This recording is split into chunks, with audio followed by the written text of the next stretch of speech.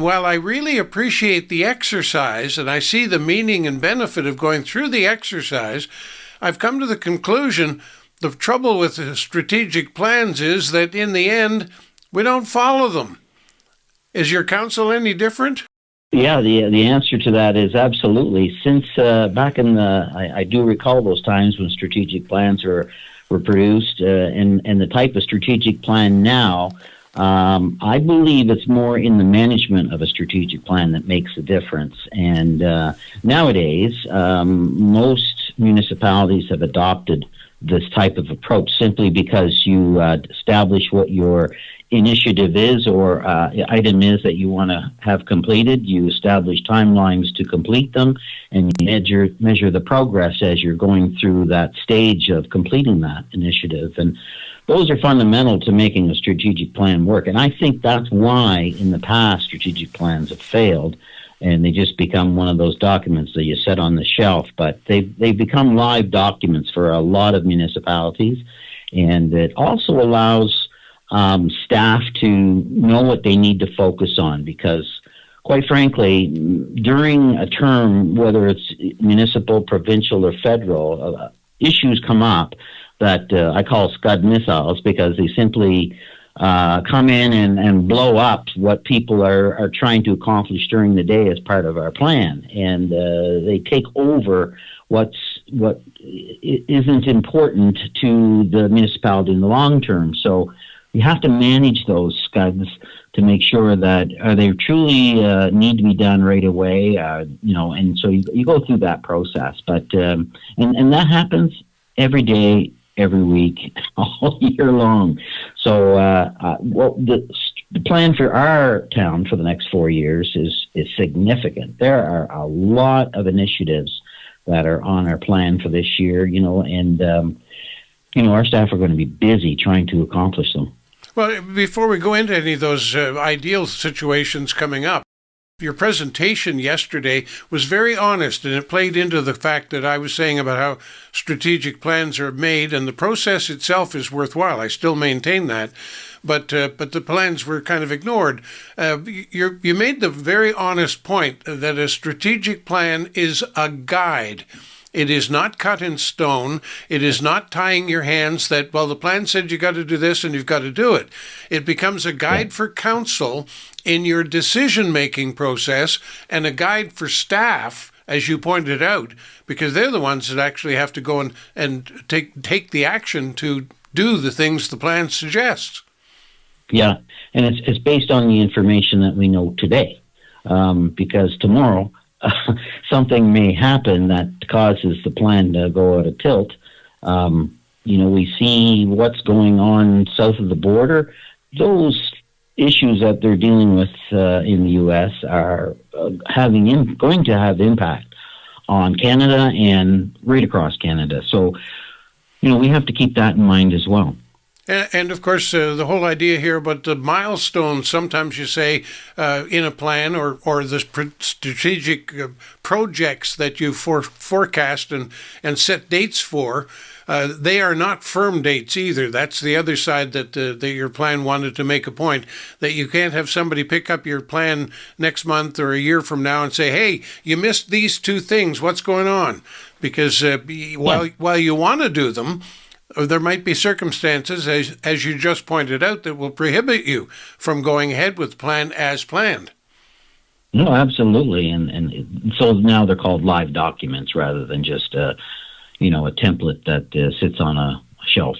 All right, let's look at your live document and thinking in terms of long-term goals and the vision that you and council would have, the vision that your staff would understand is doable.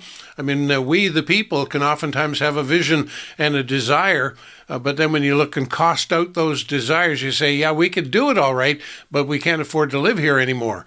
So some of them, they have to be well-defined and reachable, attainable goals as well. What do you have then in your long-term or short-term? It's 4 years, a 4-year vision. Yeah, that's right. You're absolutely right. And as far as some things, they'll carry on through the 4 years, and things like facilitating the construction of 400 housing units. That's huge for Amherst. Our level of construction has significantly grown over the last couple of years, for sure, and we need to continue that simply to cover off, the whole spectrum of housing. Whether it's someone who's looking for affordable housing and needs to get into a home to start somewhere, and then there's those that are looking for something more, whether it be just a lot to build on or a house to move into. But housing's a big one, and so that's a pretty big goal set of 400 housing units by December 2027. Will it be December 2028? Maybe. It's those kinds of things. When it comes to transportation, we've certainly interested in an active transportation strategy that may see a transit system. So we're going to work towards that to see what that entails, what it costs. The big one, of course, is a community center, and we got to make sure we can afford it.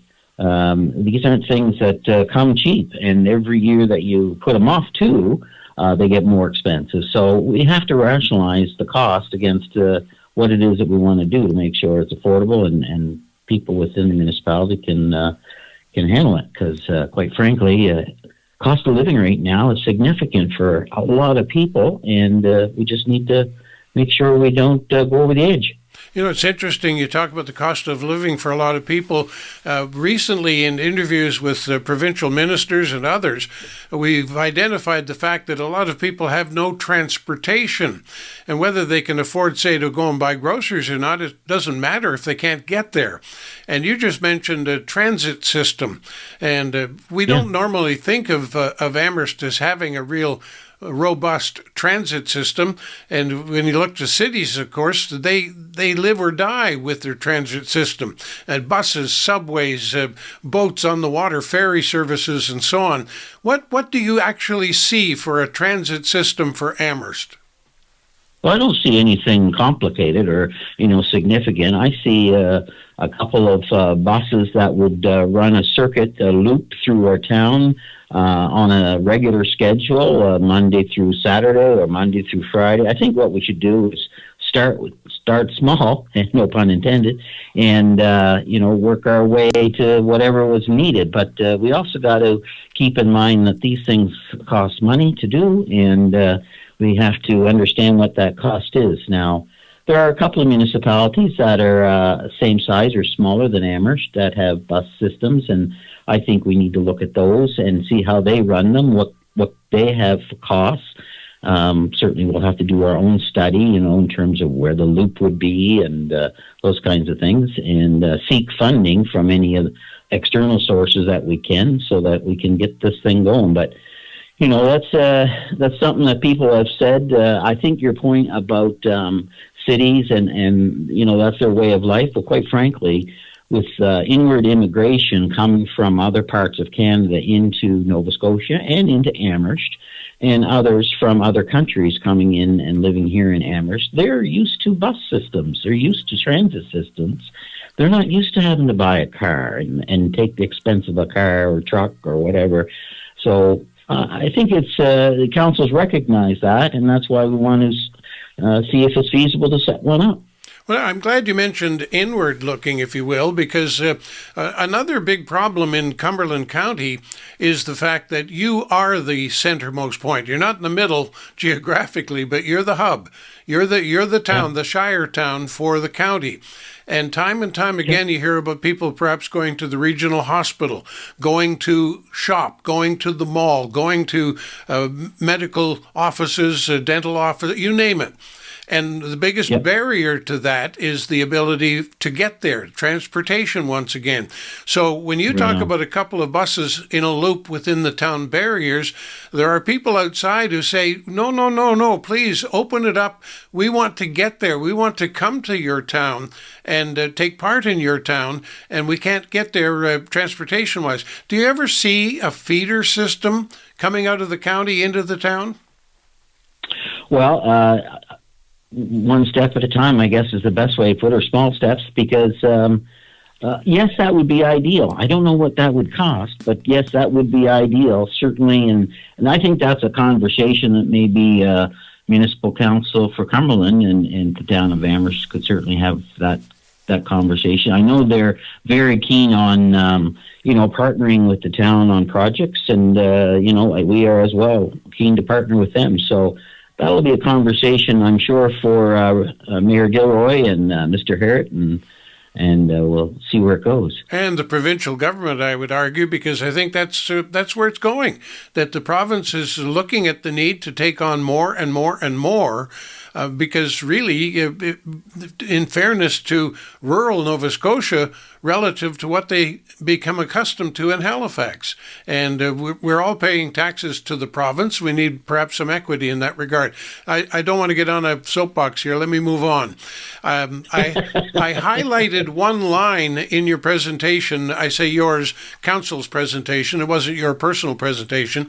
And I highlighted this. It said, "Our goal is for Amherst to grow in a way that is sustainable, inclusive, and true to our character."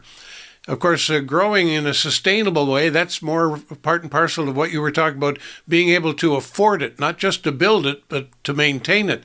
But we've added a new word to the lexicon of government here over the last, say, 5 to 10 years, and it's all about this inclusivity and how we've begun to realize, and properly so, that not everybody gets by easily in terms of the way we present ourselves. I mean, the mere fact that we have curbs on our sidewalks are a barrier to people in a wheelchair or people with mobility issues, and we're beginning to look at it. I was pleasantly surprised to see inclusive in that description. Is that a new realization in the town?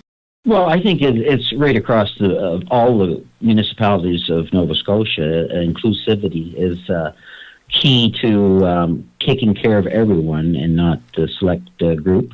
The other part of it is when you're going to build new facilities or introduce new facilities or services to the town, that they need to take into consideration everyone, not just those that can get on that bus or walk into that facility. So there's a lot involved in including everyone. And of course, those studies, and we have a committee that the town of Amherst supports that looks at all those types of things to ensure that we're making the right decisions.